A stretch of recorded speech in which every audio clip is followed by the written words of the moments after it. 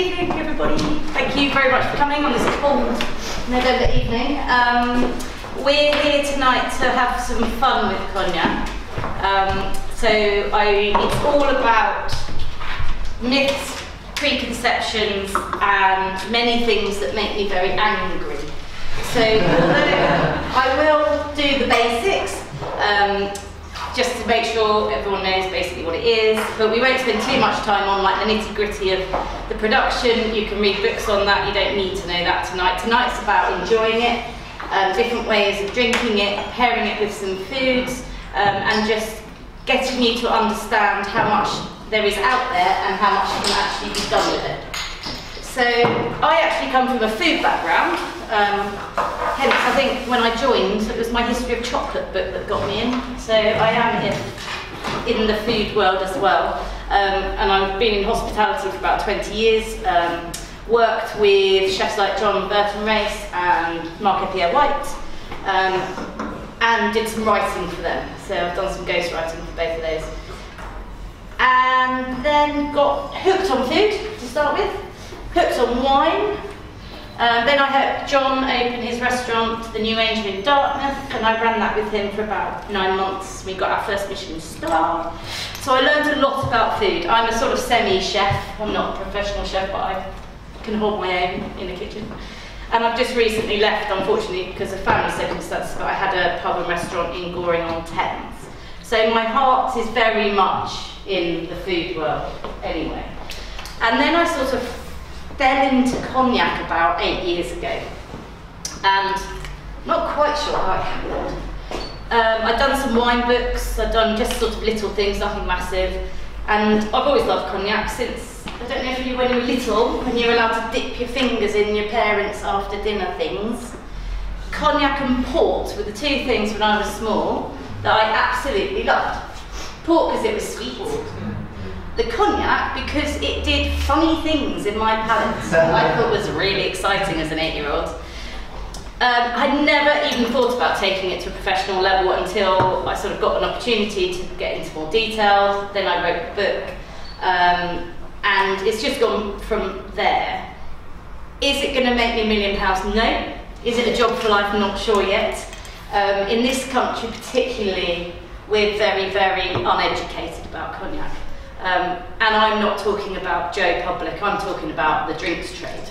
I spend most of my life training the drinks trade who don't know anything about cognac. So if any of you here feeling slightly like, oh, I don't know anything about cognac, you are not alone. I have sommeliers telling me that it's made from red grapes. Okay, so the first thing to say is I'd love this to be interactive, your thoughts, questions, there's no such thing as a silly question. I'm an educator for BNIC, which is the governing body of cognac, so I am not attached to any house. I am just an unbiased educator, and my mission is to educate the nation. Start here and then I'll go global. So you're not going to like everything, it's like anything. It's your personal palate that will tell you. I've got some different cognacs at different ages, and we'll go through each one. So, if I tell you what we're going to do, I'll give you brief production stuff and ask you questions, and we'll get into what cognac is, how it's made. Then I'll give you a brief lesson on how to taste the cognac if you're having it neat, because it is sort of the opposite to how you would taste the wine. Then what we'll do is we'll taste each cognac neat, and then there's some behind you nibbles, and each one. These three actually go with a lot of them. The VS that we're going to start with is very good with the smoked salmon, so we'll sort of pair that to start with. Then the next three will go with pretty much what's behind you, but there are some real perfect matches. So the VSOP will go with the Roquefort, it's an amazing combination. And then we can have a discussion about food and pairing it with cognac and how people use it or don't use it. Sound good? Good, right. I've still got my cocktail left, sorry. Anyone else? So first thing I'm going to say is, it's okay to use cognac in cocktails. Some of you might shoot me. VS category of cognac, we'll get to what that means, but it's the youngest, is actually designed to be mixed. It's designed to be mixed with as an aperitif, with tonic, with Coke in the US. Hennessy VS is the biggest selling cognac in the world, and it is mixed with Coke. The French have been drinking cognac and tonic as an aperitif for 300 years. I love it with ginger ale, ice, and a squeeze of fresh lime. Absolutely beautiful.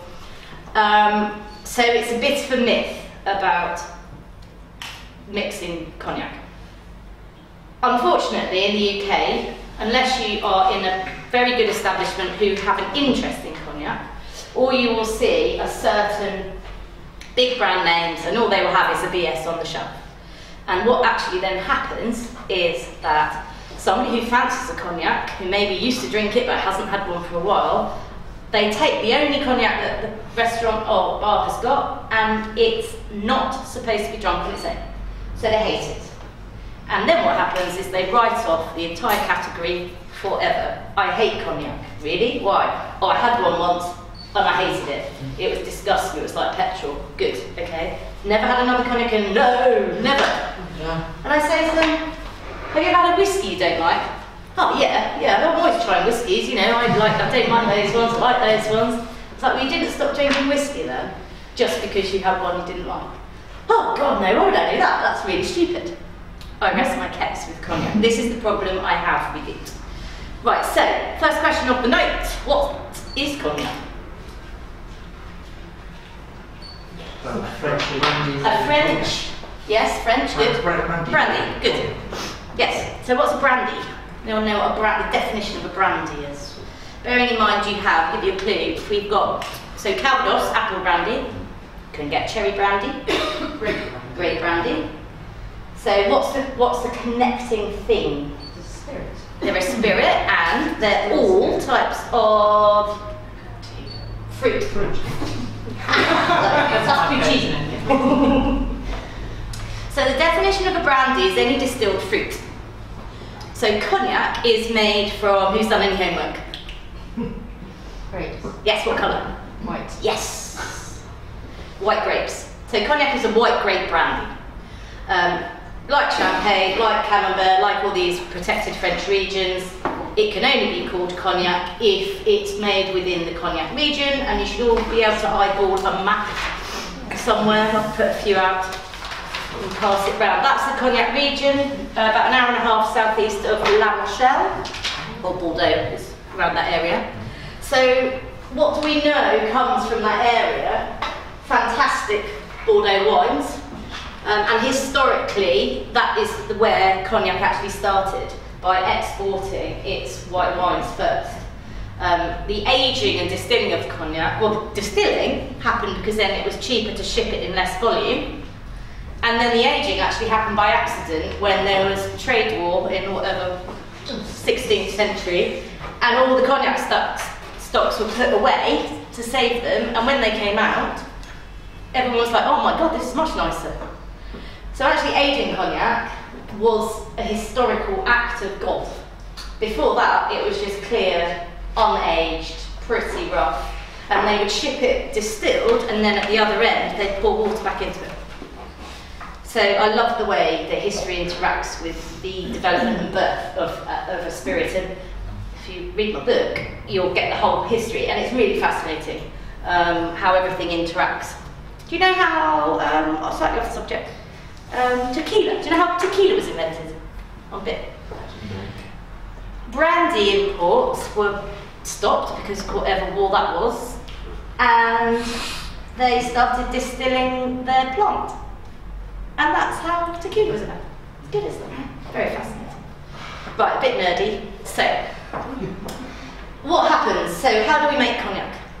Cognac is made of white grape. So, the fundamental thing is you make a white wine. 90% of cognac is made with the grape called Ugni Blanc. Anyone heard of that? It makes terrible, thin, tart table wine.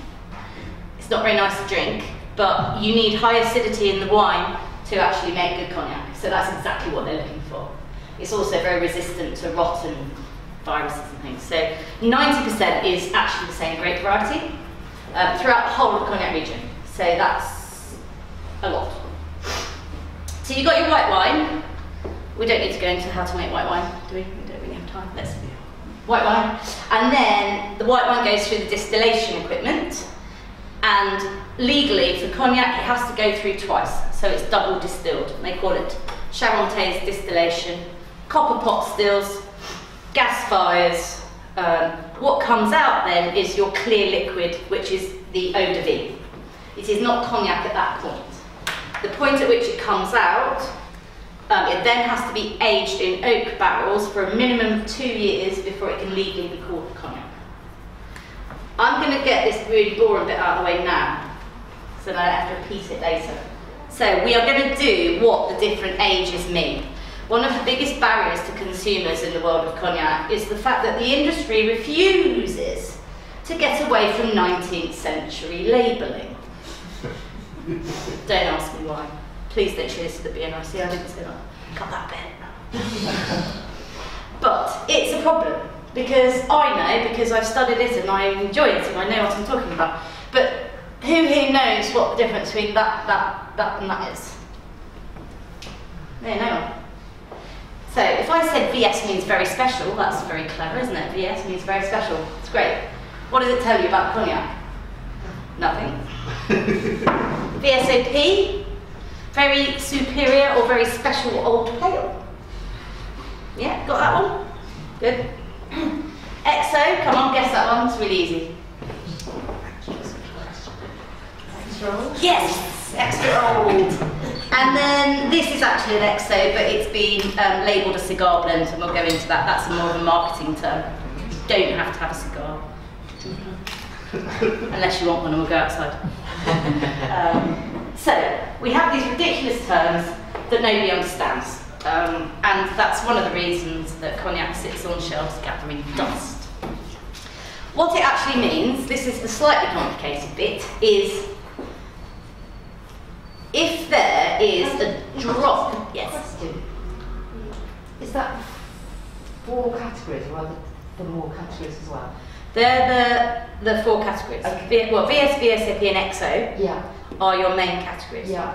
When you go above that, older, a cognac house will generally give it a name. Okay. So cigar blends just a kind of example of one of those that's older than an XO, but it could be called other things as well as yeah. Okay. So how they name these, label them, is about the average age in the blend. They're all blends. And that is the skill of the blender. Cognac's always been about blending, unlike the whiskey industry. So if there is 1 drop of 2-year-old cognac in a bottle, it has to be a VS. So it's the minimum, the youngest that's in the bottle gives it its classification. So there's some 2-year-old in this, that's what makes a VS. For the VSOP, it's 4 years, so there's some 4 years in this. For the XO, it's 6 years, currently to move to 10 years on the 1st of April next year.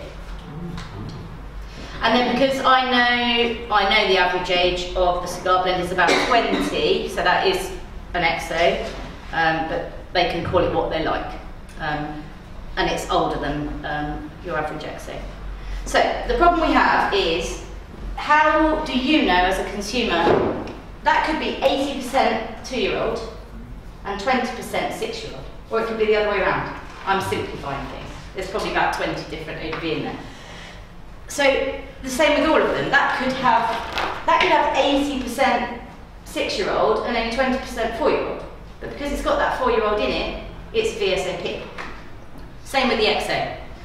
So lifting the XO to minimum 10 years next year will actually increase the category. It will, what's the word I'm looking for? Enhance the quality across the board. But it doesn't help the consumer.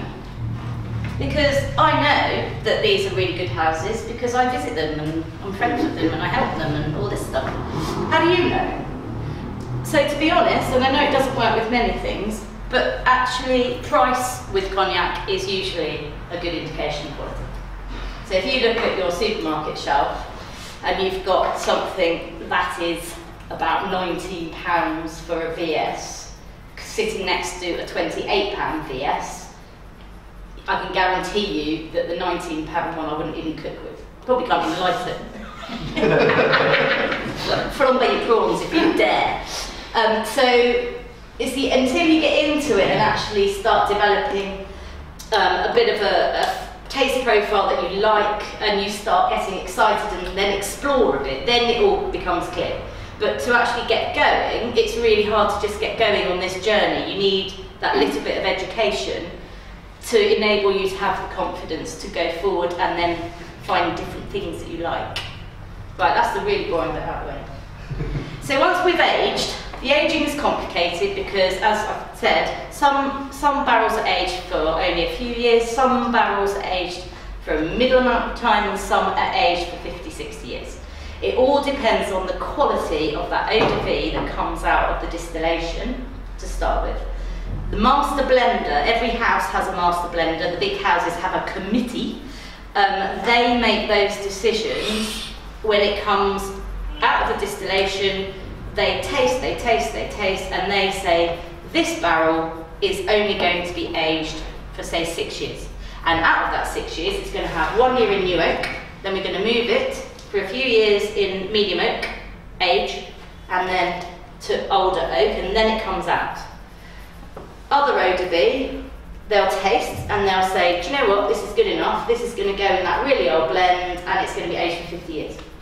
So the role of the master blender is absolutely fascinating because they make those decisions like there, and some of them are dead by the time that's finished. It is amazing. So the aging is complicated, and there are lots of moving parts in cognac. So apart from, as the grape variety I said is fairly static, you've got different distillers. Yes, you have to do it twice, but you know, the grapes would be slightly different. The wine will be slightly different. You've got lots of moving parts. Although the actual process is the same, you're getting lots of opportunity to create different character and style. And that's where a lot of people just think cognac is cognac. How many houses can you name? Not allowed to name these ones. Come on, throw us some cognac houses. Martel, yes. Hennessy, Courvoisier. One more big one here, or two. Hein, yeah. One more. René Martin. Of course, yes. So, you've named the big four globally in terms of sales volume, and Hein are particularly attached to us as British. They've had the Royal Warrant since 1963, I think, and people tend to just know the brand Hein here. If I said to you there are over 260 cognac houses,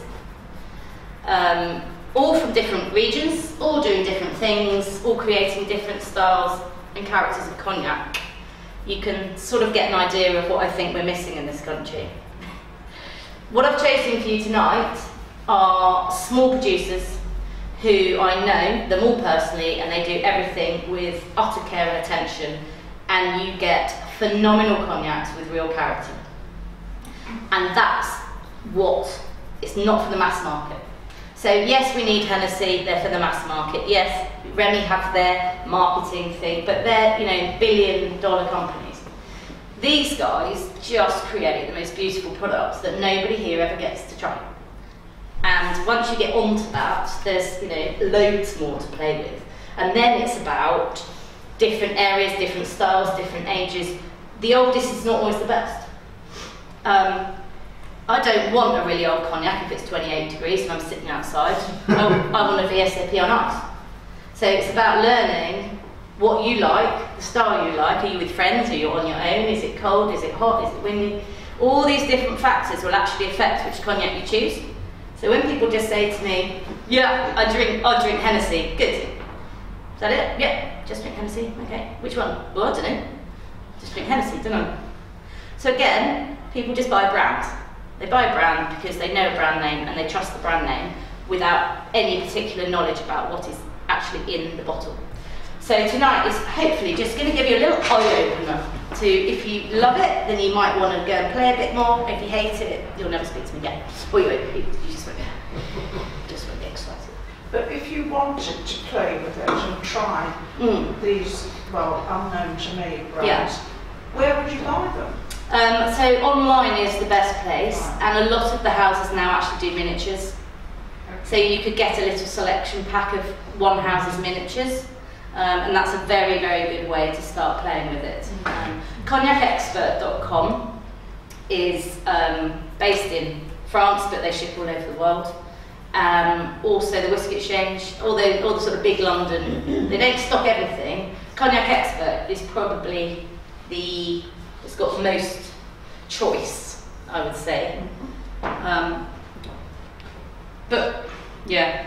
Could I just ask one other thing? Yeah. Armagnac, is that just from a different region? Yeah. Right. Yeah. Different terroir, different production process. Okay. So it is a completely different product. Although How is it different? Well, the terroir, so we haven't really gone into the growing regions, but the vineyards and Production, so again, production, it's only distilled once, okay. not twice, and the aging is slightly different. I mean, it's a very similar product, but actually the characteristics are totally different. And that shows you how important the region is. Actually, it's not just the production, it's about where the grapes are growing and what comes, you know, you're dealing with that raw product that has a different characteristic in different regions, which is why wine is like wine. It's the same thing. So, on the regions, we'll do it on your map. There are 6 different growing regions, and all of those growing regions have different geological properties, or terroir. Everyone know what terroir is? Anyone know what terroir is? It's where the location where the grape is grown, the temperature, soil, climate. Everything. It's not really a word. Terroir is the word. It's the accumulation of everything. So the subsoil, topsoil, drainage, irrigation, sun, steepness of the slope, the temperatures. That is what terroir is. So every different colour on your map is a different terroir, which has historically been drawn out since 1909. I think that was done. And actually, your taste tonight, so we have cognacs from Framboise, which is this one, which is the young one from Framboise. We have 2 from Grand Champagne, which is the red one in the middle. Why is it called Come to that. And we've got 1 XO from Petit Champagne. So the only one I'm missing, I'm sorry, is the Borderies. Next time, I'll make sure I've got the Borderies with me.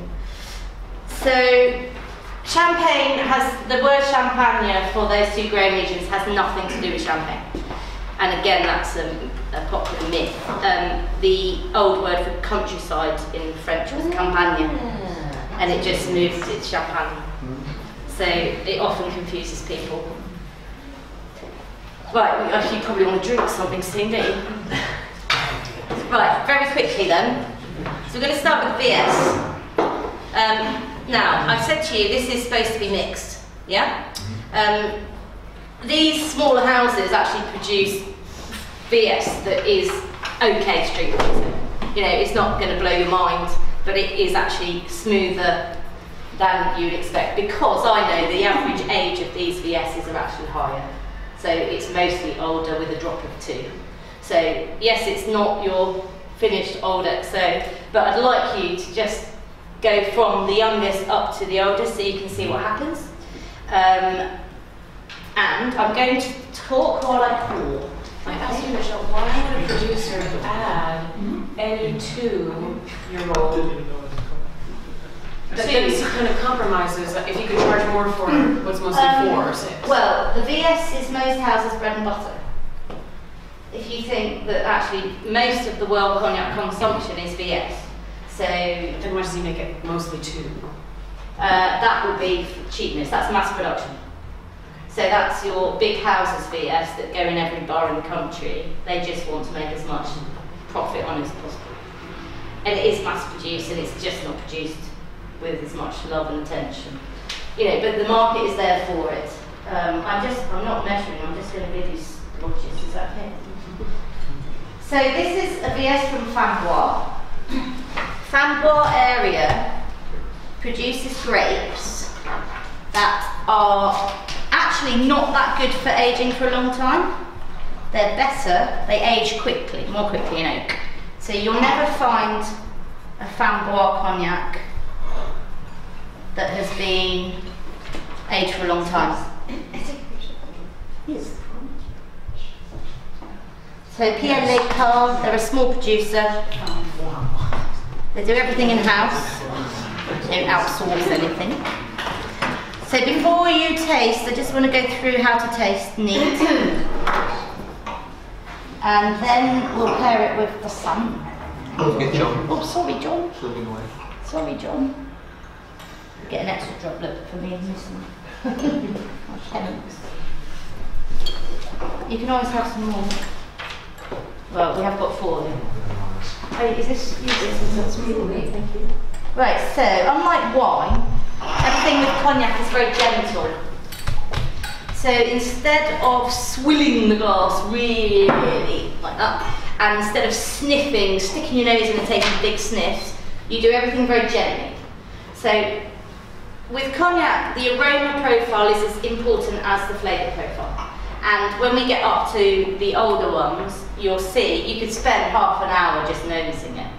Because it really is very exciting, the different layers of flavours and things and smells that you can get. Now, everybody, like any skill, I'm not expecting you to pick up, 10 things. It's like wine, you have to do it every day, you have to train your nose to be able to pick out specifics. I've given you the aroma wheel on just to look at, because there's a certain language that cognac uses, like the wine world. And you will be able to pick out some things. The easiest things are vanilla and oak. So, would you want any more of those? That was silly, wasn't it? See, I've got one more. I lost some on the way. I had loads of laminated ones. I think someone's got them on the train. Do they have a photocopy machine? You can make some. Oh! Should we photocopy it? That's a good idea. So smelling cognac has to be done very gently, and you can play a game actually, it's better with your eyes shut. But when you smell, take your time and you just breathe gently. It's a 40% alcohol. You take your big sniff and you just get a smack of alcohol up your nose. Now a younger cognac's always going to have greener aromas. If all you can smell is green, then that's great. And everyone smells different things. And if you move your nose to different parts of the glass, you will pick up different things as well.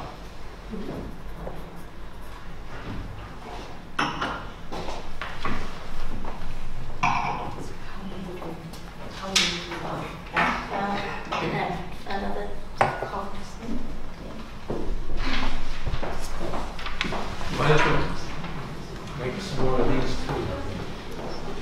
Do you want some more of those? So everybody doesn't have them. I'll take one out.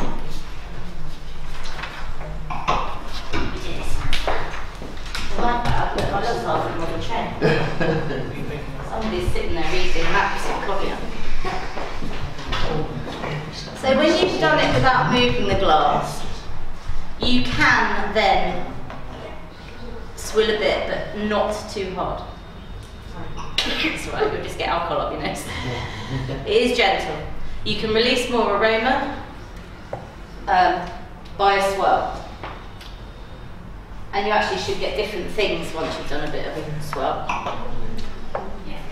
So while you're enjoying that for a minute or not, depending on whether you're finding this, yes, too green or not. We didn't talk about the colour. The colour is important. You should always enjoy your colour of your cognac. And this is quite, I would call sort of straw, golden straw. The effect of ageing has an effect on the colour because the interaction with the oak. But beware, dark cognac, doesn't necessarily mean it's a good old cognac. You have to be on your guard because things can be added. Be allowed to colour it for products? A small amount. Not many houses do. But also there's, I don't know if anyone's heard of Delamare Cognac. Yeah. They just do XOs and above. So their first cognac, entry level, is an XO, and that's the Delamare Pale and Dry. And it's light.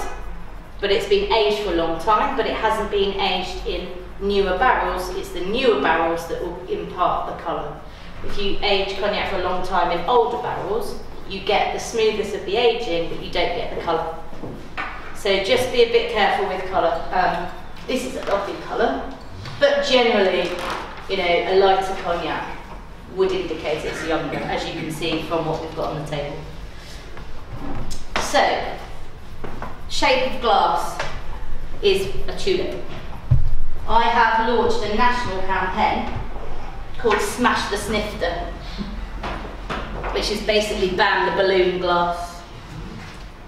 The balloon glass has not been used for neat cognac drinking by professionals for 15 years, because this has been designed to release the aroma profile more gently, and you get much more from your cognac than putting it in a big open glass. Unfortunately, nobody ever believes me. But I promise you, if you go home and you pour a nice cognac into a balloon glass and you pour a nice cognac into this glass, you'll know that you'll want it out of this if you spent a lot of money on that cognac. You get so much more from it. So I'm trying to get this instilled now throughout the industry, because restaurants and hotels don't have tulip glasses. So, and people want a balloon glass, and it's, again, it's just education, push and pull from the trade and the consumer. I need to get consumers asking for it, for the trade to change. But then I need trade to acknowledge it needs happening. You know, chicken and egg, my life. So to actually taste cognac, this is, we won't spend this long on all of them, this is just because this is the first taster. You sort of prepare your palate first, so the very first sip, roll around your mouth, don't take any air in like you would with wine, just gently let it roll around, and you swallow it, and don't really, try not to think about the first one. That prepares your palate for a high strength alcohol. Going on from there, then you can sip as much as you like and start thinking about the structure, about the flavours. Does the flavours, are they matching with the aroma profile? Go back to the aromas, then have another sip. What does it do to your palate? Is it sweet, smooth, dry, bitter? This, of course, is going to taste quite alcohol-y because it hasn't been aged for as long. As cognac is aged, the alcohol mellows.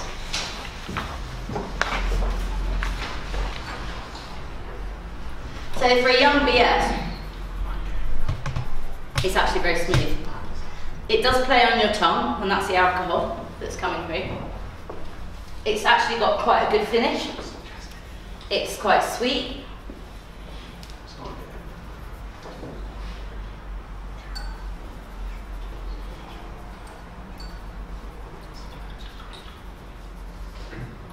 And it's quite lively. Now, for me, I like something quite lively if I want a VS, especially if I'm pairing it with seafood. Some people just don't like that sensation in their mouth at all, and you can never, you know, and that's the preference. If you want to, at some point, this is I put the Frappin VS in the cocktail, so totally different growing region. Actually, shall I whiz around? Do I do a comparison? Got time? Yep. Why don't I give you a little comparison of a totally different VS.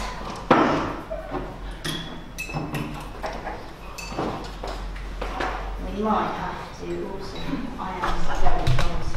I was never made this million. So this is Courant Champagne, and the first one you tasted was Fambois. And they're both VS's. I know they're both older than they have to be. And you'll get a completely different style of cognac.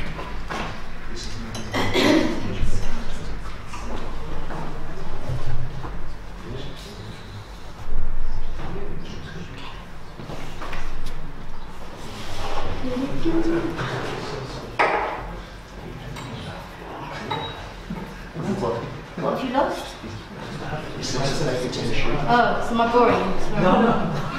We'll need to move on and start moving. I just get too excited. The fact that it says champagne and price. No. Well. Are they trading on people's items? A little bit. Historic. So somebody just asked the question about whether the price of anything from Grand or Petit Champagne is more expensive. It's an interesting question because historically, the wines and cognacs coming from those regions were held in higher regard across the world. So you will always see or hear houses call it the premier, like Grand Champagne is the premier cru de cognac, it's the best. For me, that's slightly misleading because it is very, very good for producing very nice old cognacs. That is true. If you don't want to buy a very nice old cognac, and if you're in the mood for a party and want to do a cocktail, then you know, buying Grand Champagne doesn't necessarily mean it's the best. So it's a marketing thing. But historically, yes, those areas were historically the best. Because everyone always thinks old is better. Right, what do you think of this one? Same as alcohol. I think they're both 40. 40. I think they're both 40. Yeah, both 40. What do you think of the Frappin? I prefer the first one. You prefer the first one? Yeah. Interesting. That's one that you can see on here, the second one. The second one's more delicate. Yeah. Totally different. So that's two VS's from two houses, one from Framboise and one from the Grand Champagne. Both made with the same grapes. But obviously each house will have its own, I call it a DNA. They have their own secrets and their own way of doing things, which is why a house has a style. You know, if we ran through one house's style, they'd all be different cognacs with different characteristics and properties, but you would sort of get that house style that sort of puts an umbrella over them. And as consumers, you know, there's how many houses I love, you know, at least 12, if not more, that I really passionately love their cognac. So it's a bit like wine and whiskey and gin and everything else. You don't have to just love one house. It's fine to love loads of houses, which is why I don't want to be an ambassador. Otherwise I'd be drinking the same cognac every day. You see, this one, the Frappin is, it's richer already.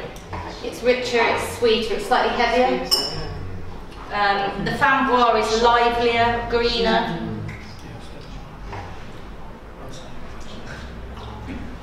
Okay, what we're going to do now is go on to a bit of food pairings. So, it is... Do you want anyone need more cognac to do this?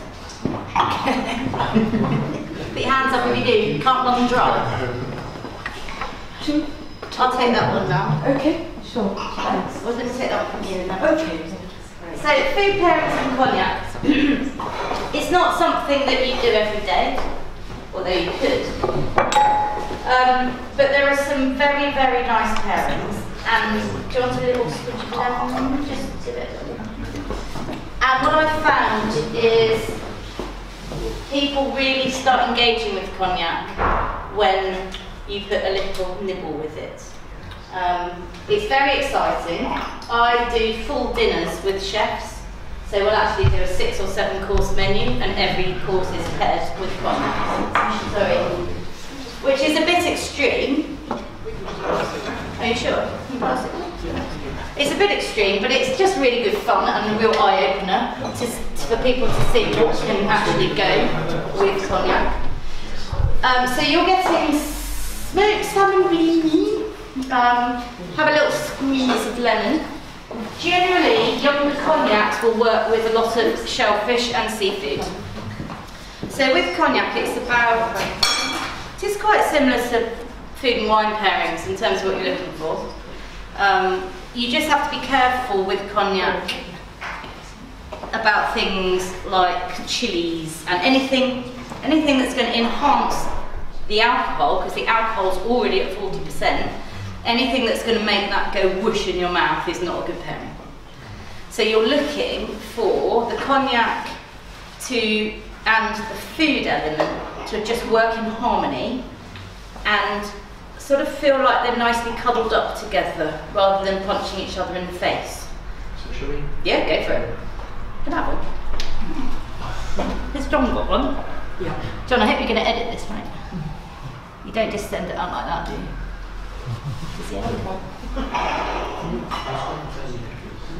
So, for example, lobster, scallops, most shellfish, oysters. Fantastic. Also, and we didn't have time today because I'd have to put it in the freezer for 3 days and my freezer's broken.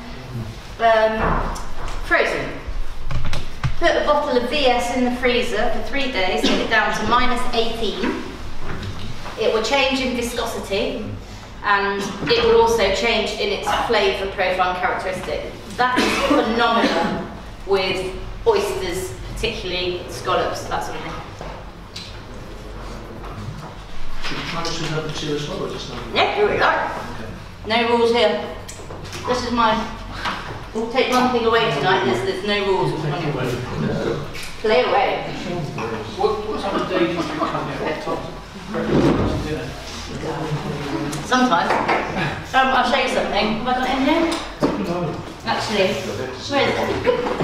Oh yeah. So I got sent the best thing in the world, which was the cognac advent calendar. Oh, wow. Because I'm away till Sunday now, I've taken the first and the second out. So I can have that one tomorrow, and that one on Saturday. And look, that's Chateau de Montifaux, we have this one here. This one is Maxime Trigeau, another very good small house that I know very well.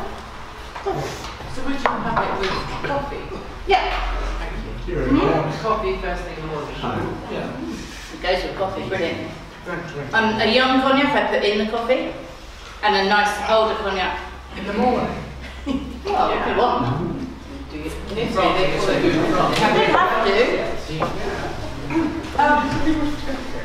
No, I'm joking. I normally only drink cognac in the morning if I'm late for a review or something. If I've got a deadline and I'm in my pyjamas. Deadline's at 12 o'clock. So they do have cognac reviews like wine tastings? Yeah, so people will send me samples, and I mean this is Drinks by the Dram Company who sent me this advent calendar because they want me to review it. Which is very nice to get through the list. Thanks very much. So what do you think? There's a lot to get your head around, yeah. So used to certain things with food, I'm not sure I'm there yet, Okay. to be honest. It's probably, I mean it's hard when you're just doing nibbles without a chef or a kitchen to get it absolutely bang on. But I hope it just gives you an idea of what can be done. And which VS did you like it better with? The younger one? Yeah, that makes sense. The other thing you can do is put an ice cube in your cognac and it opens it up a bit. I was just going to. You could also extend it, because I suppose the trouble is you're only going to... Just special. No, sorry, you break it.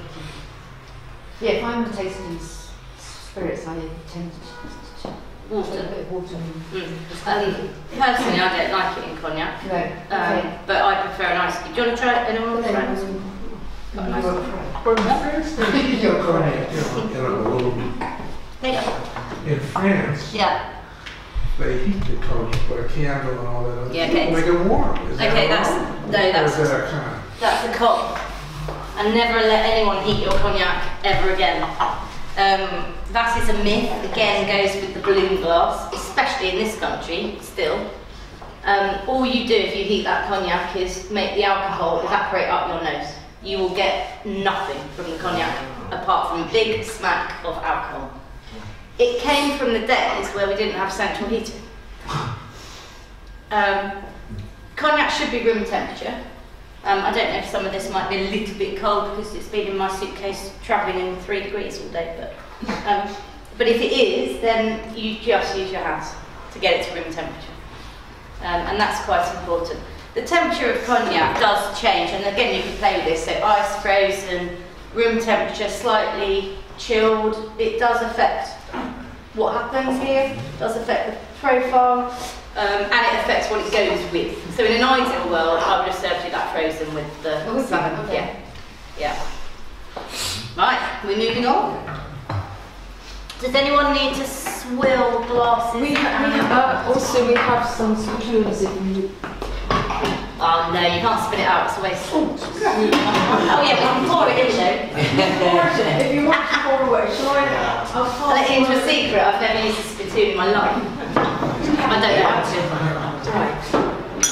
Do you know what It's a big tasting. Exactly, yes.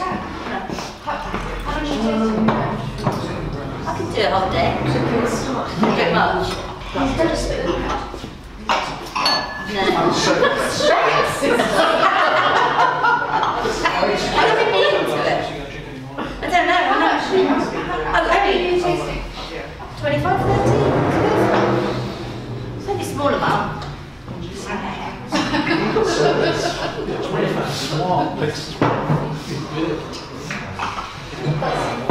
I really feel with cognac, don't get the genuine article without, because the finish is, yeah. I mean, when people judge a cognac and they've spat it out, I'm like, no, it's not the true, it's not judging it. No. As a wine arrives, Yeah. taste a lot of wine and Yeah. I don't think many people can. So most of your colleagues at these events are using the spittoon? Oh yeah. Oh, right, okay. Good. Just the hardcore few. Yeah. Okay. Wow. Right, what's next on the agenda? Look, even I'm throwing it away. Cool. Yeah, see, I don't drink it all. Anyone want to swill their glasses? Are you all happy? You done it? Swill. Sorry. So next, you'll like the next one, I hope you do. VSOP, I don't need to tell you what it is. I've done all that boring education stuff.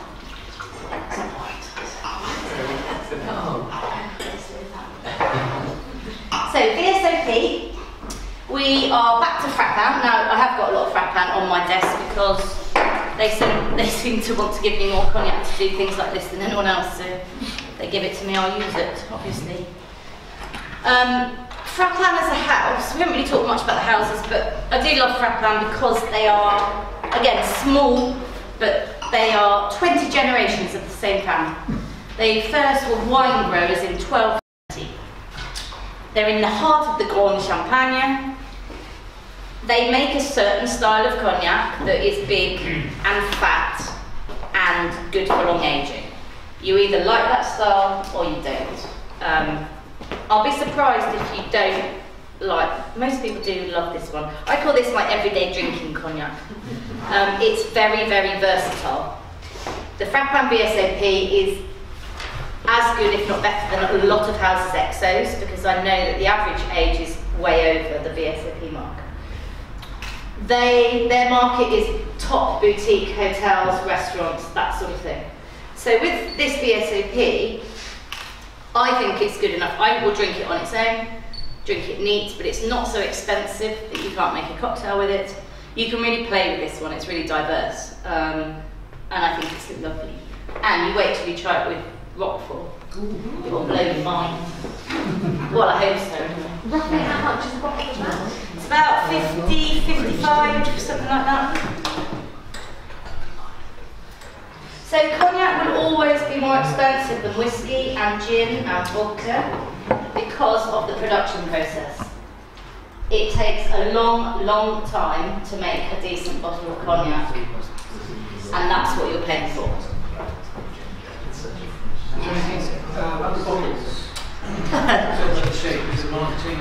Yeah, each house has their thing.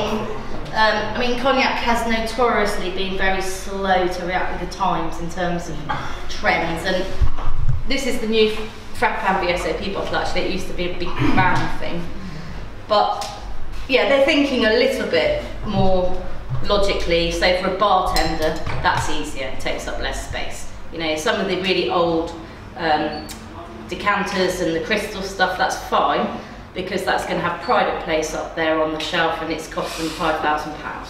But for a bartender that's going to be using something like this all the time, it's no good having a ridiculous bottle. So generally, the younger the bottles will be quite normal. Some houses though, also, most houses will always have something very special, one or two, but most of the smaller houses concentrate on the quality of what's in the bottle, not actually the ponciness of the bottle. Hit the label. Well, I mean, it depends on most. Yes, well, there's the feather is to do with Rabelais, the author. Yeah. He's one of their ancestors. Okay. So when they did the Frappin logo, they used the feather as a tribute to Rabelais, who's one of their ancestors.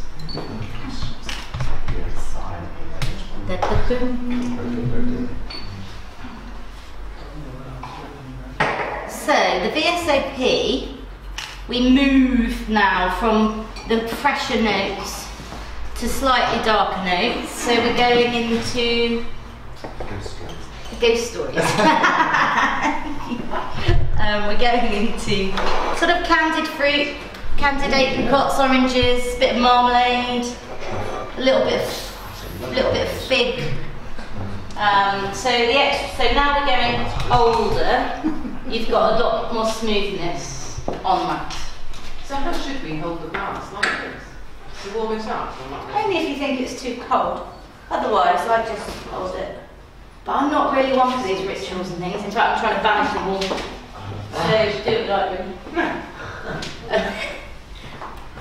So one of the problems with cognac is people are scared of it because of the myths surrounding it, and it's only for the wealthy, and it's only for this, and it's only for after dinner, and it's only for the over 50s, and it's all utter rubbish. Utter rubbish. But the important thing, so although people get angry with me for saying that, I'm not saying it's not about the integrity of the product. The integrity of the product is key to the future of the cognac industry. What is rubbish is people trying to tell other people how to enjoy it. Yes, there are things, if you drink a young VS on its own, it's not nice. So you wouldn't do it. Why would you do it? Unless you've got some weird fascination with drinking alcohol or meths or something. So it's sort of self-regulating.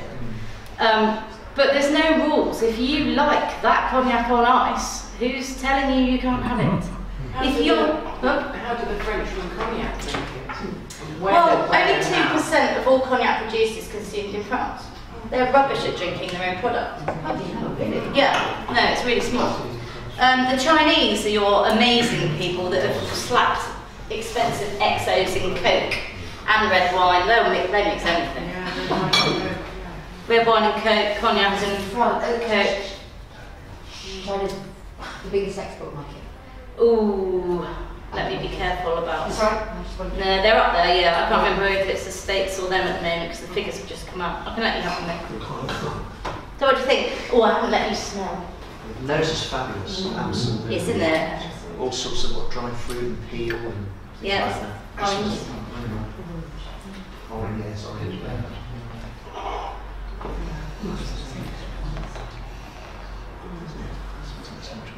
I love that cognac. It's sort of light, but not light. It's light but smooth, but not too heavy. It's one that makes you happy, right? Mm. Yeah.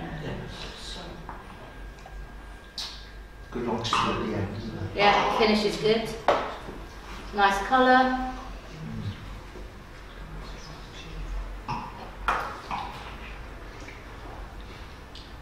I mean, I haven't gone massively into the production because I wanted this to be more about you tasting and enjoying it. But if there are any questions, obviously ask. Otherwise, we could be here all night on the detail of wood. When you're tasting, can you sort of tell almost immediately how much old wood, how much middle-aged wood, how much young wood has been used, and how long? Is that something that goes through your mind? Yeah, there's things that do go through your mind because you obviously look at it first. So that assumption I was saying about whether you think it's going to be old or young, you can sort of be caught off guard then when you start smelling and tasting. So that will always make you think. So this is smelling mature. If it was smelling mature but the colour was light, I would be able to make the assumption that it hadn't spent very long in young oak. So you can start making assumptions like that as you get into the tasting. For most houses though, there's a lot of secrecy because it is their secret. You know, I know so much, but you know, they won't tell me everything because it is like their magic recipe. Their DNA. Have you got an idea about how this is aged and how many different barrels? Yeah, so I know Frapan use the 3, so they use the new, the middle aged, which is their. How long new? This would have probably been in new for about a year, I think. I can give them then, yeah. And then, what's the average age of this? It's about 12, 13. Most of the rest would have been in medium age, but I'd like to, don't put any of that out until I've verified. No, that's all right. Because they're the details that are really hard to get out. Is about It's high, it's about 12 years old, the average age. Is it a bigger price hike from the first ones to that one? So the VSs, those VSs will probably be around 40, 37 to 40, and this will be 55 to 60. Not massive. It's worth the trade-off. Well, that's why I love the VSOP category. As a whole, a good VSOP is fantastic because it's not that expensive. It's great to drink on its own, and you can do all these other things with it without worrying that I'm putting a £500 job of cognac inside it. Right, let's have this with the. Okay, what we're going to do now is we'll do this with the Roquefort is superb. So if we do that first, but then if we put the cold meats out and the nuts out, basically all of that will go with that, and that. And you'll like some better than others, but I'd like, so try not to scoff it all, so you've got some to play with. It would be nice for you to see what you personally like with what, and what you don't. Because learning what you don't like is equally important as learning what you do like. Yeah. If you shot a bottle that you had a long time, does it improve Nothing happens to it. Because, funnily enough, I needed some alcohol for my pudding. Yeah. And I delved in the back of my cupboard, and there was a bottle of Ah. and I used that. What was it? Do you know? Which one? No, but I can find out. Yeah. But when I took the Yeah. it's just Oh, did it disintegrate? Oh no! So I don't know whether that makes a difference on what Okay, depends if any air's got in it. I can't help myself, love. I know. Once a waitress. Not if the stock's in it. Not if something's in it. Yeah, no, it's fine. Yeah. So that's a general. I don't know if everyone else knows this. When cognac goes into a bottle or glass, it stops aging. It's not like wine at all. So that's quite important because you can find you've got a Frapan, which is probably absolutely excellent. But people find in their dead uncle's cupboards when they're clearing out, they find these bottles and they get really excited. But if it was a crap cognac when it was put in the bottle 50 years ago, it will still be a crap when it comes out. And it was good. If it was good, it will still be good. Yeah. So cognac doesn't age once it's in glass. Ooh, thanks. Has everyone got something? Where's the cheese gone? That's taking So actually, I'm going to start pouring. I'm going to start pouring the XO then. This is Chateau Montifaux, because you know how to taste and smell now, so I just want you to indulge a bit on your own. Is that okay? Yes, that's Chateau Montifaux. And this is going to be. Have you all had that one? Is it with VSOP? How good is the Roquefort and the VSOP, everybody? Yeah, it is particularly Roquefort and VSOP, that's fantastic, but the next two will go with everything as well. That's why I want to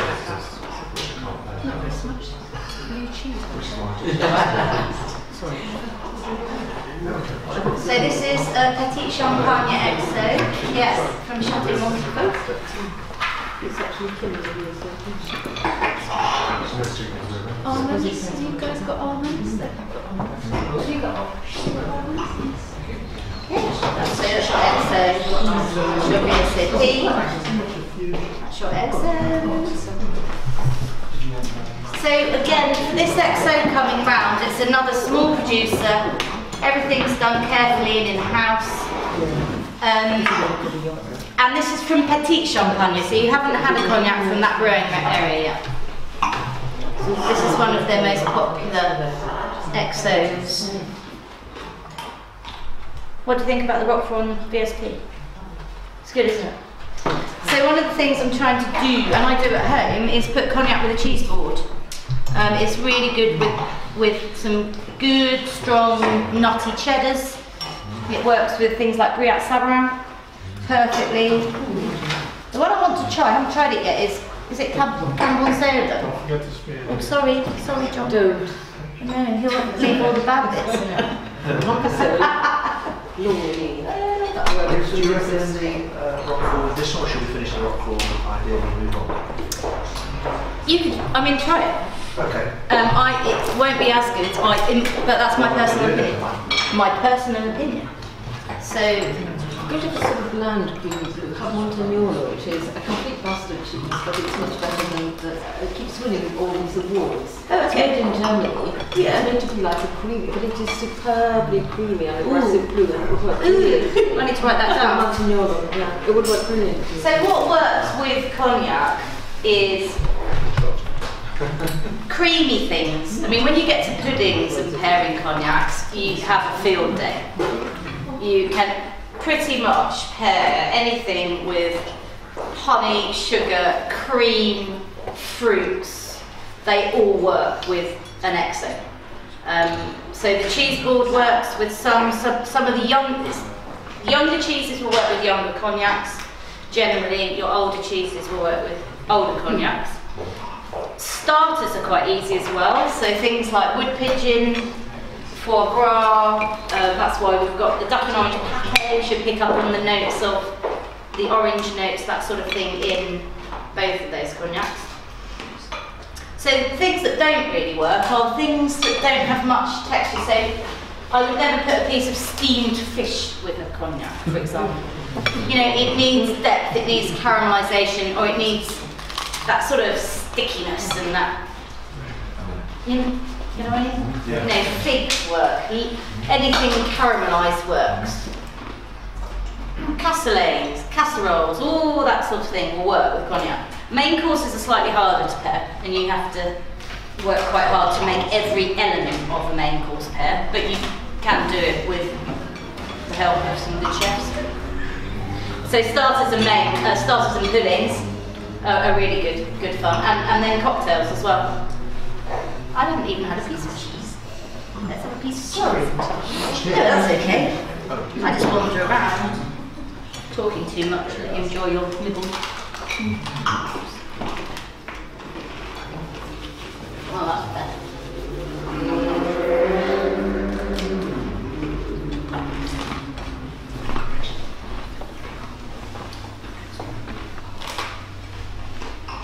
It's the wine habit, I'm going to tell you of it. Yeah. I do it all the time. I did a tasting at Vintners Hall last Monday. Of course, they're all in the wine trade, aren't they? I'm like, stop it! It's like habit. It's this automatic. Stop! It's automatic, yeah. Like, stop! I should explain about the meats. The meats are, one is colatello, the sort of larger pieces, and the tiny one, it's not so tiny, but there we go, it's very thinly sliced, is Iberico Vallata. Ah. Do they ever add anything at all, like caramel? It is very, very restricted, and you're not allowed to add anything until the end of the process. But you are allowed a certain amount of caramel colour. Now that is for consistency purposes. So with the mass market cognac, the consumer expects the cognac year on year to taste exactly the same and look exactly the same. So generally that caramel will only be added to make that cognac exactly the same as last year. That's what happens with your mass. That's when people are buying brands. They want that Remy XO to look like last year's Remy XO and to taste like it. I mean, to be honest, it's a phenomenal achievement for the houses, for the big houses, to be able to produce that amount of their cognacs that are globally massive on that sort of consistency scale. I mean, that's sort of a different feat in itself, totally different to what these guys do. It's just each end of the scale. But they don't need my help. You know, they've got marketing people and £1 million budgets. These guys do need my help. Does that mean you're more likely to get variation in smaller houses? Yes. Well, and that's excitement, exactly. Yes, you can see that as a sort. Exactly. Yeah. So all of these houses will bring, and if they put a blend together that's new, they'll bottle it and call it something else, and you've got a new product. And that's part of the fun of the smaller houses as well. Yeah. And how do big houses get around the flavour difference? And obviously, you know, so with colour they might add a bit of caramel to make that consistent, but you obviously can't do that with taste, and there's good, you know, weather, bad weather. Well, that's sort of where it gets complicated, but in some ways, if you think how many thousands of barrels they've got, all different ages. I mean, they've got cellars and cellars and cellars and cellars full of aging cognac, and they've got enough stock of enough different characteristics to pull together that blend. It's incredible, isn't it? Yeah. Has anyone ever been? Have you ever been? No. It's a fascinating place. I mean, I think I went there. That's really what got me hooked, because it's a very quiet, gentle place. It's almost a bit eerie. But everyone is just so passionate about what they're doing.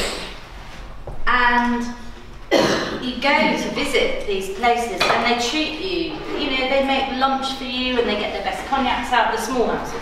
They want you to really fall in love with what they're doing, and you do, because they're doing everything so carefully, and they're passionate about it, it's their life.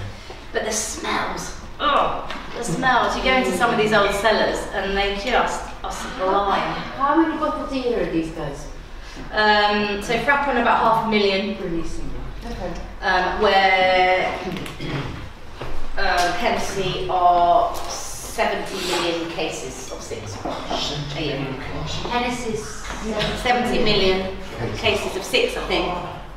Again, ping me an email to give you up-to-date figures. I've just released some figures, but so the difference in size is phenomenal. Even Hein, because we know the name Hein here. Hein are very small. Actually, they've only got 20-something employees. We just know them because they've always had a connection here. But they're not a big house at all. The 5th biggest house is Camus. Anyone heard of Camus? C-A-M-U-S. They're very big in the duty-free industry. If you go flying, you see them. But again, they're number 5 house in terms of sales volume and production. But there's under 100 of them. They're actually quite a small family house, but they've just always had a very, very exciting line in the duty-free. They got into that very early, and they produce some phenomenal cognacs. Camille, yeah. Right, so where are we at? Can you tell me the price of the XO? Yes. Oh, yes. Which is that, the Chateau Montipo? The one you just Yeah, I don't know. It's gorgeous. It's going to be between. If I say between, I can just Google it really. Can someone Google it? Someone Google it, I don't know. It's going to be around the 100 mark, I would say. So I'm not very focused on price. Can you tell? Here we are. Chateau, here we are, just give you the bottle. So what are you picking up with the Petit Champagne? Anything different? I know we've gone to an XO now, so we're older. So these are 74.23. A veritable bargain.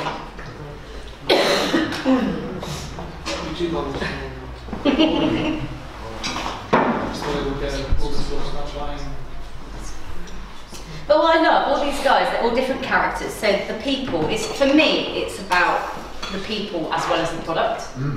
And they're all different characters. They've all got their own little ways of doing things.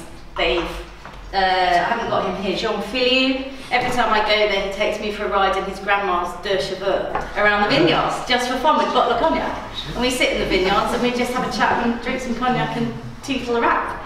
So I'm sure it's the same in the wine industry. It's just those characters who are doing the production that you just fall in love with. And they just make the product so much more exciting than it just being liquid in a bottle.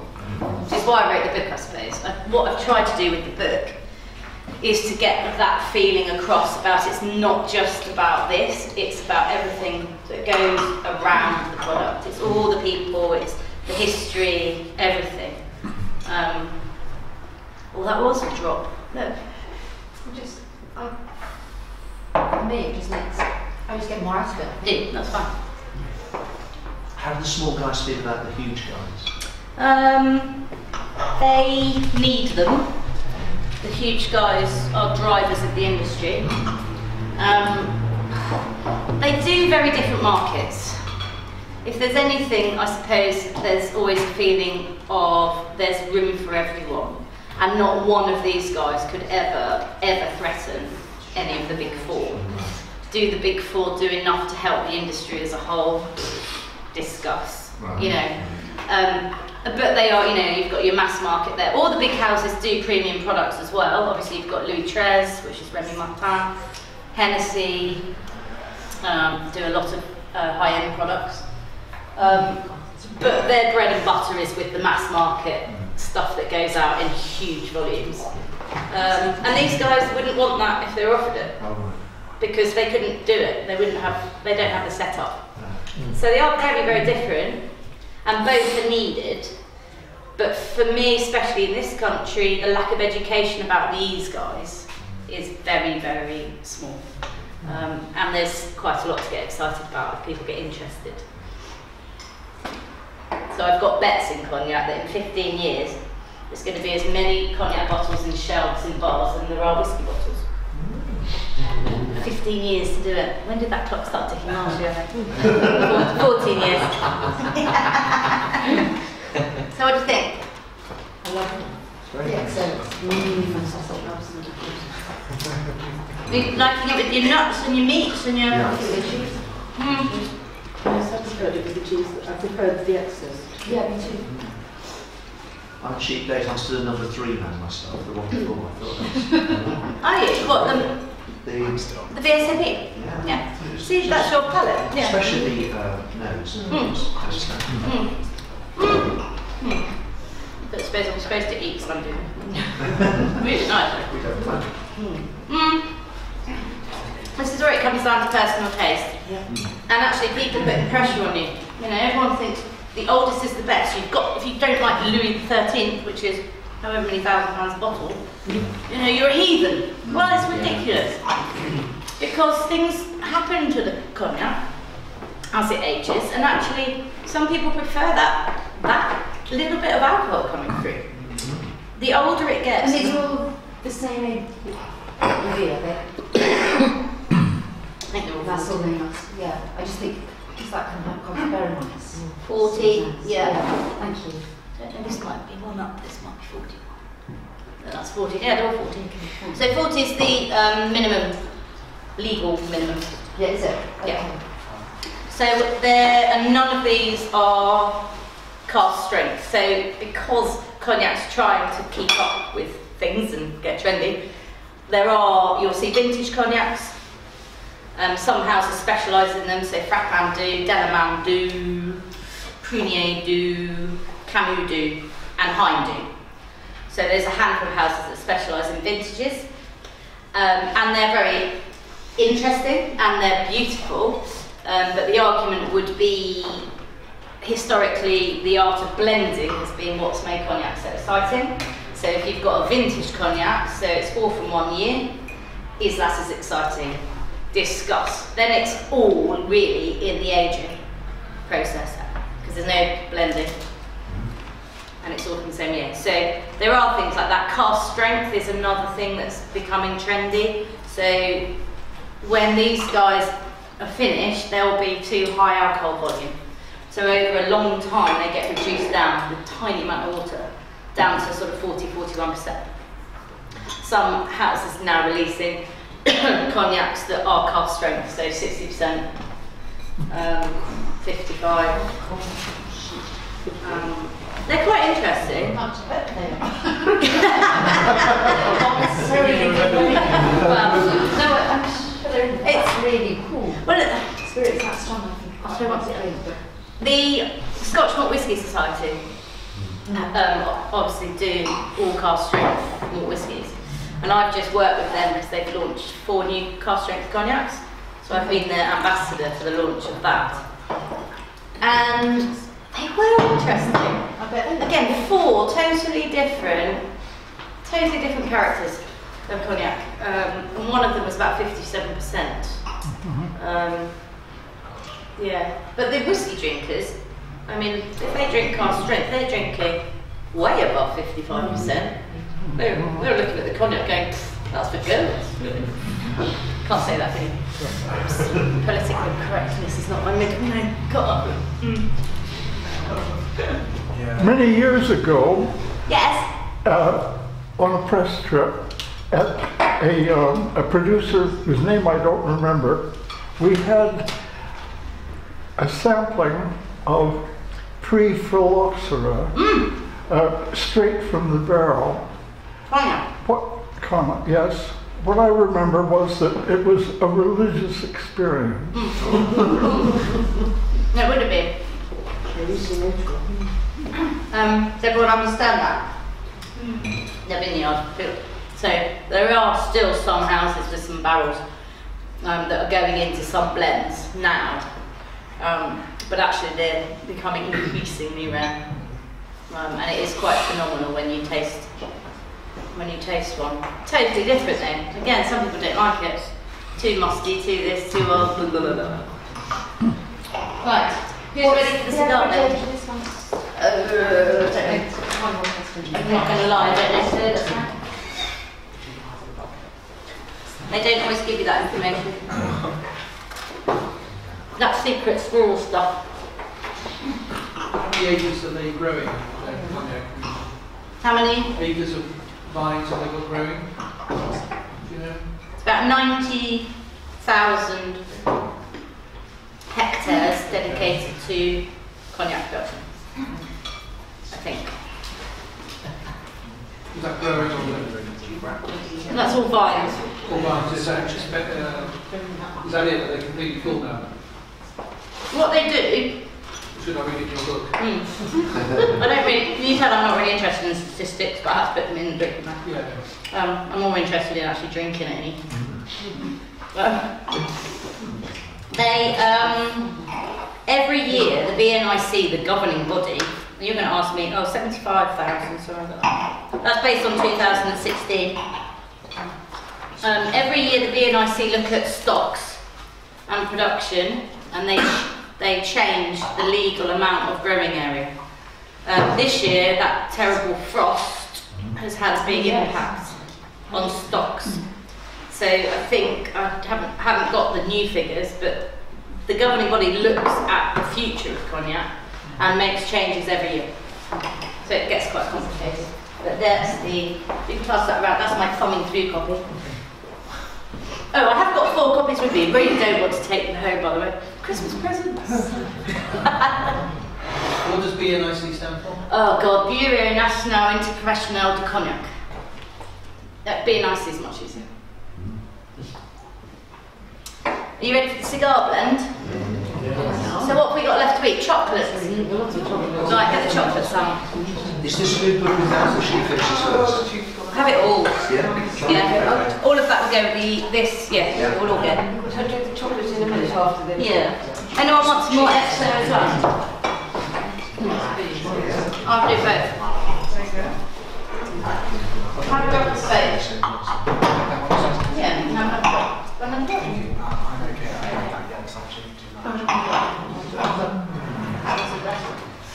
Cheese over there?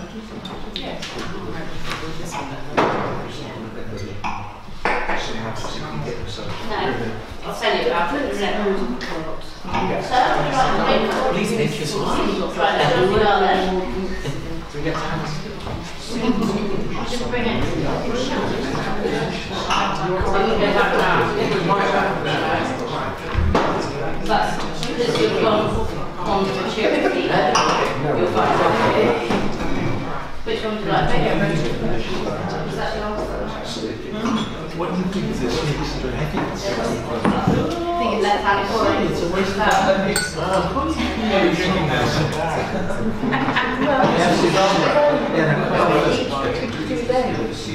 I'll talk about that not all. The barrels. Yeah.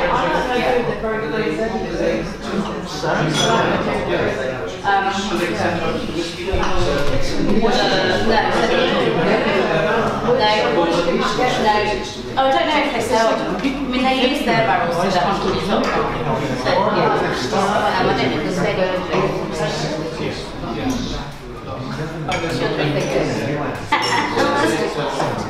yes. Cigar? Would you like a bit more accent?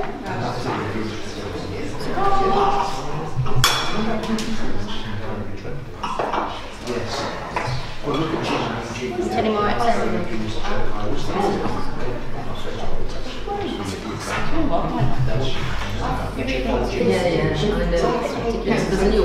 Cheese? Yeah. Hazelnut functions is my Yep. Well, thank you very much. Right, so this is more? so this Merry Christmas. Are you going for this? Yes. Okay, so your cigar's here. You're writing the review. That's why you keep on no, I'm not. We'll talk about this very shortly. 30 years ago, no, That's your stuff.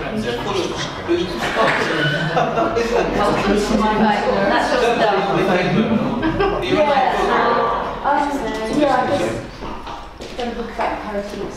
That's yours. Right.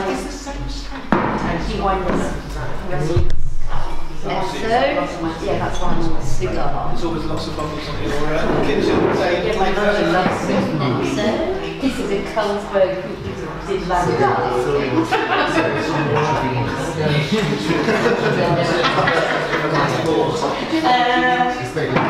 Right, has everybody got what they desire? I've given you both, so I think that's your cigar. Do you like any more except? Right, so we'll pass a bit that way. Right, it's coming round. Oh no. Oh wait, sorry, that's napkin context. So, cigar blend. Cigar blend was originally used as a marketing term because what did everybody do in the old days? Had a cigar with cognac, which is where that whole image of cognac drinking in big glasses and you've got to be old and got slippers on and male and over 60 or whatever. That's where it all came from, and it was just marketing really. A lot of houses have moved away from it now because of that image. But a cigar blend is designed to be drunk with a cigar. It's probably been aged in oak barrels that have had more toasting on the inside. So it's heavier, it will cut through the smoke of a cigar. Different houses produce cigar blends still. And they will actually tell you what sort of cigar it will go with. They'll pair it. But the bottom line is, a lot of cigar blends are just beautiful cognacs in their own right. This is one of them. So the average age of this cigar blend, I think, is about 20. But it's just got a richness, a sort of, it's a totally different animal. And cigar blends usually are. some of the cigar blends that are made for really big, fat, heavy cigars are I find quite difficult to drink personally, because they're just too big on their own. This cigar blend is actually designed to be drunk with a medium weight cigar, so nothing too heavy. But I've got friends who just like it. I think it's a beautiful cognac. The reason I put that last. $99.95. How much? $99.95. There you go, what I've got 100 quid spare in a pocket. You really want to find a change?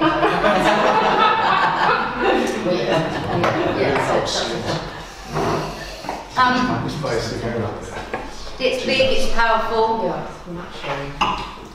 One of the things we haven't touched on much because it's a bit geeky at this stage in the masterclass proceedings, the way things are aged can change as well. So most cellars are humid.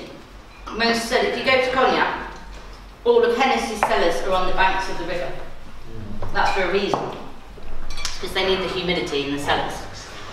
Other houses actually have dry cellars as well. Now, I haven't got any here today, unfortunately, because I couldn't carry any more for a start either. But if we ever do this again, I'll bring some different characteristics of different things. So I'll bring some humid cellars against dry cellars. We'll try different exos from different houses, so you can. I've just tried to give you an overview today of what it's all about. But if we did it again, we could actually home in on a certain area that we could look at. So let's try 4 VSOPs from different houses from different areas. Yeah, there's so many different ways to do a masterclass. This is the one I sort of always start with because it's an overview of what's going on and what cognac is.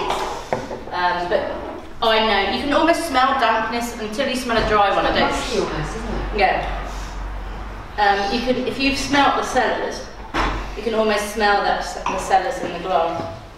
Because I was, that's really strange, because my first impression was it was musty, which it wasn't. But I mean, it must have been that smell of cellar then. And then I got grapiness after that. Yeah. But yeah. It's the cellar smell. It's really. So there's a term in cognac called rancio. I don't know if anyone knows what that means. Rancio. Also a great name for a fruit. Rancio Charentaise is actually the term that it's a bit like terroir. It doesn't have a specific meaning. It's for very aged cognacs that start to smell slightly musty, earthy, porty, mushroomy.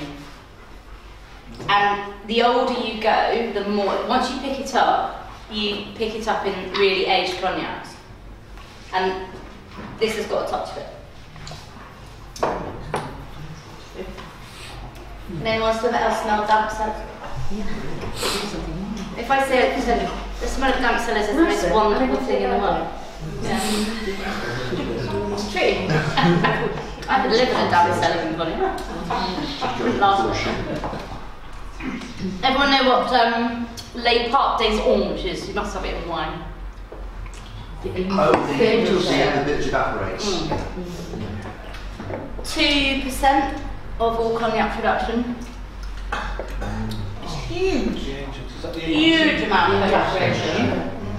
And all the cellar masters and the master blenders, because they know they'll be dead when some of their cognacs have been put down to age, they always say, well, it's okay because I'll get it in my angel share. They'll get it in their angel share. They'll get their cognac that they've aged when they're up there, so they don't mind. Very sweet. And obviously there's no way to reduce that because somebody would have done it if there were, because No, it's part of what makes it. Yeah, Bring the chocolate. Yes, chocolate. Yes. So if you have a bad day, there's one thing I do when I have a bad day, and it is treat myself to one of my oldest cognacs on my own, with some music playing, with some nice chocolate. And it fixes everything. and makes you sleep. So is there a cognac playlist? Cognac flavour, yeah, there is. They've got mood of it. Could be Rack 3, that's one of my favourites. There are 1, 2, 3, 4, 5, 6. Now what's the It's Shall I say a word about the chocolate? Oh yes. I had some instructions about the chocolate, and I did my best because a lot of these came from the Academy's chocolate tasting. So we have plain, as it were, plain ones. So from Nicaragua. So this one here. So it's a plain dark from Nicaragua made by a company in Canada who are brilliant chocolatiers, bean bar makers.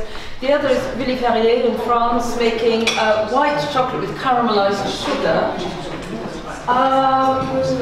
Let's see. Oh yes, dried fruit as well. Then this is a saffron chocolate made in the Arab Emirates, saffron white. This is orange oil made in America. That is a sour cherry white made in Australia.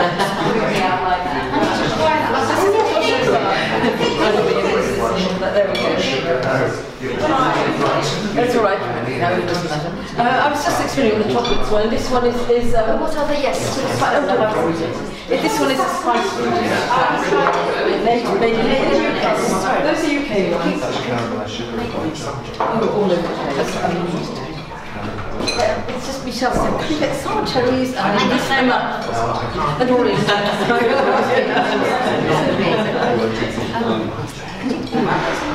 Someone does it. I do, I need them, you're quite right, but I might try one of them. It makes everything a bit animal. You've got some chocolate, is that mine? Yeah. It's not about chocolate, but it enhances, there's an aniseedness about it. It enhances. So cognac and chocolate is an age-old deliciousness treat. Generally, the younger cognacs go with milk chocolate. Your older cognacs go with dark and white. And then, because of all the aromas and the taste you've got through your older cognacs, you've got nuts, you've got figgy notes, you've got apricot notes, you've got some ginger, you've got some spice. Thanks. So, yes, you could really get to pairing them absolutely bang on. But as a rule, an old cognac will go with a good dark chocolate, will go with a good quality white chocolate. The one with saffron is interesting. I've never tried that pairing. I think it works, but it enhances a sort of licorice flavour, which you either like or you don't. Tell me if you agree. Ginger, again, all these things that are in the aroma profile of the old cognacs will work. So chocolate puddings are the best, or sticky toffee. Oh, imagine what fun you can have with puddings and cognac. Cherries. Oh, chocolate and cherries and cognac. Chocolate and figs and cognac. Chocolate and anything with cognac.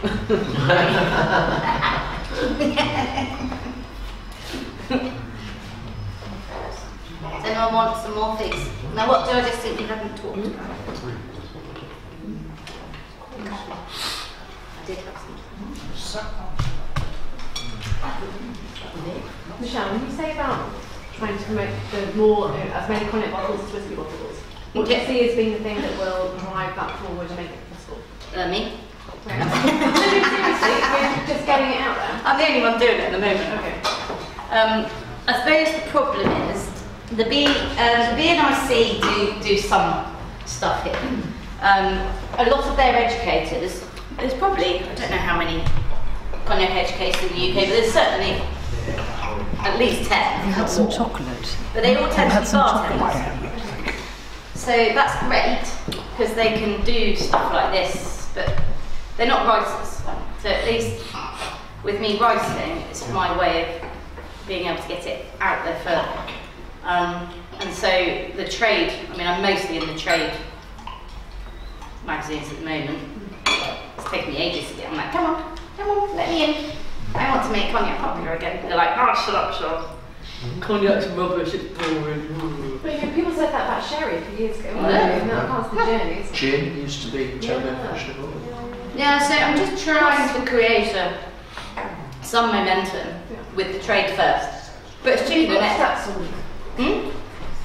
Say again? Consumption stats. Have you got any issue compared to 10 years ago, say? No. Should I start looking at that? No, I'm just interested because it seems to me that the trend is people are drinking less of this kind of thing. Which is why the mixology is important. Really, to engage the younger generation. But you wouldn't want to put XOs in. No. So if bars take these wonderful bottles, are they just going to start sticking them in cocktails? Well, some of them will, because some of them will have bartenders who are the best in the world. And in the hands of someone like Ago Peroni, he can make the most beautiful cocktail with an accent, and it's absolutely fine. You know, and that all is based around the fact that they know they've got the clientele that would pay for an XO cocktail. So it has to be done in the right way, but there's absolutely nothing wrong with doing it in the right hands and in the right location, in the right venue. But it's more about here, in this country particularly, and in France, shaking off the musty image and people just having cognac in their consciousness. So you've just had a very simple cognac cocktail, and having it with tonic, having it with ginger beer is all fantastic. But not one of us here, and even I forget sometimes, will go up to a bar. Our immediate thoughts are, what do I want to drink? Do I want gin and tonic? Do I want a glass of wine? Do I want this? Do I want that? Do I want whiskey and coke? Do I want rum and coke? Not one of us will think, do you know what? Why don't I have a cognac and tonic? So it's about getting it in the psyche again. It's about how do we get people to just... What's the kind of the cheapest one that you can buy? Besides an interest, I'm thinking, if you've got a bottle of cognac that's 40 quid, I mean, it's some... Yeah, well, you can get... bar, that's going to be quite expensive. Yes. And is it... You get a better drink. Yeah. Of course. But yeah, you can get your VS from the supermarket and mix it, and it's great for if you're doing a punch. Yeah. You know, if you need a lot of it, to use that for punch. But if you compared it as a drinks person, you know, if you had a cheaper VS in a mixed drink and then you did that, you'd be like, it's worth it. Yeah. But if it became the next big thing, how are they making enough of it anyway? Because honestly, there's a finite amount in a region that you can make. All the different countries, they're in over 60 countries, and there are some countries that they literally drink it for breakfast. In Asia, for example, and they don't actually understand it either particularly well. But they seem to just drink it by the gallon, which is great for the cognac industry. There's a lot of room for growth here. There's a lot of room for growth in France. You know, if you look at our figures, I think we increased a tiny bit in terms of import volume over the last year or so. But where is that? So then you start looking at, is that the XO, or is that the VSOP, or is that the VS? And what's that trend telling you? Because to be honest, it is expensive at the top end, and generally it will be the older consumer that can afford those top ones. But those guys, unfortunately, are now a dying breed.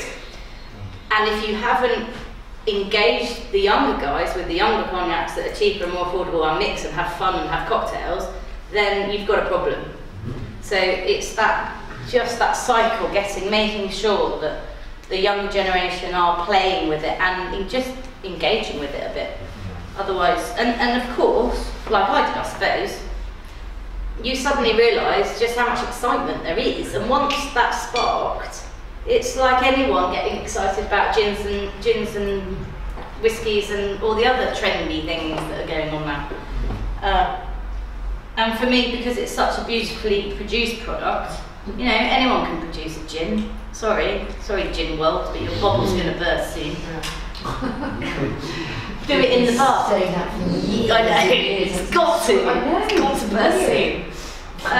But it just shows you with a bit of forward. I mean, the cognac industry is not brilliant at jumping on trends, or, you know, it's like, come on guys, you know, there's like this one.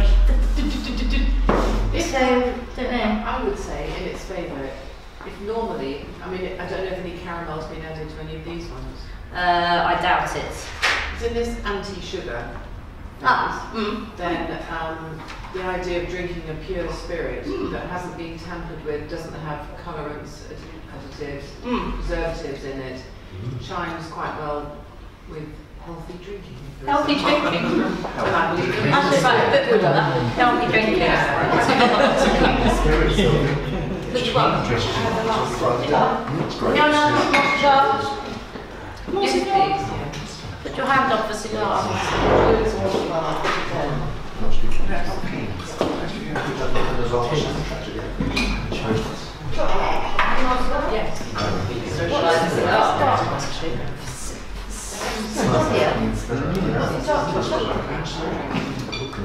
Which one?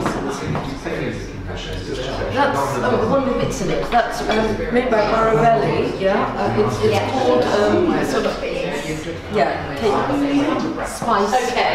It's that one. No, that one is plain dark. Is it? Which one? That one. Okay, it's Nicaragua. The sauce is Nicaragua, which is actually my favourite sauce. But this is not necessarily its best expression. That's made by Nicaragua. It's tiny company. And they got the last year, not for Nicaragua, but yes. Yeah, I think Nicaragua produces just the most amazing people. So it's one of my favourites. Encore? That one is made by Really Clear, and it's a white chocolate in France. It's a white chocolate. It's not shout.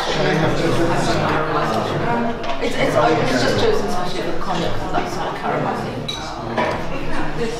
That's the orange it's strongly orange, but it's again, as we said last time, orange one. Bring that orangeness. Some of the earlier one was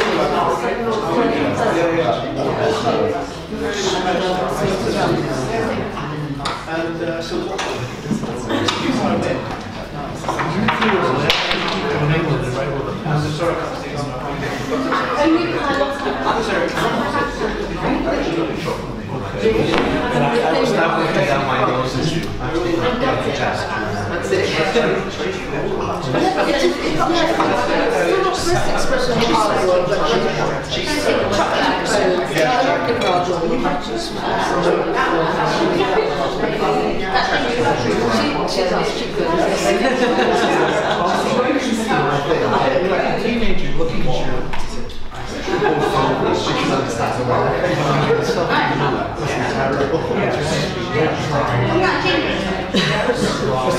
Is there anything winning the world?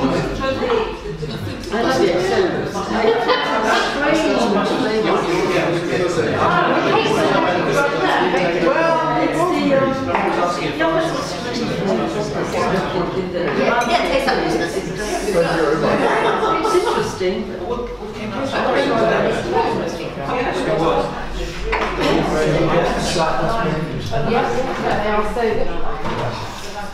So, before we finish, I'm just going to touch on the medicinal purposes of cognac. Oh, what a relief. Conscience salved. Very important. It came off Katie over here. Said what to me just now? A mouthful of chocolate. Sorry, I'm seeing my That's healthy. Always thinking of my healthy diet. That's it. Scoff. The Hemsley sisters promote drinking brandy as a pure spirit, rather than something like gin and tonic that has so much sugar in the tonic or other equally bad things in it, a low-calorie tonic. Better to drink something like a really good tequila, a really good brandy. And so, on the health side of it, it is better to have things like this, I think, as long as they're not stuffed full of caramel. Yes. So, 2 points there. There's one way of testing for caramel, and that's to put some cognac on the back of your hand. And if it's not sticky, there is no caramel in the cognac. So you shouldn't have anything in here. Historically, which was quite interesting that because I didn't really bring this up earlier, historically cognac has always been regarded as a medicine. First and foremost as a medicine before it became the drink of the upper and middle classes by the late 19th century. And in terms of whiskey, cognac was the drink of choice for the upper, middle, and aristocracy, right up until the phylloxera hit. And then that's when whiskey took over, and cognac never came back. Sorry, I missed the first bit. Did you say that poorer people drank cognac? It would have been used, say, all of the French army were given cognac rations or brandy rations when they were at war. There's a Bakker Gabrielsen, is a Norwegian family who started a cognac business. They still have a cognac which is called Très Court, which is 3 crosses, but they called it 3 cross cognac for medicinal purposes, and that would have been sold in pharmacies. So the medicinal heritage of cognac goes back a long way. So when you next have a cold, don't have a hot toddy, have a cognac toddy, much better for you.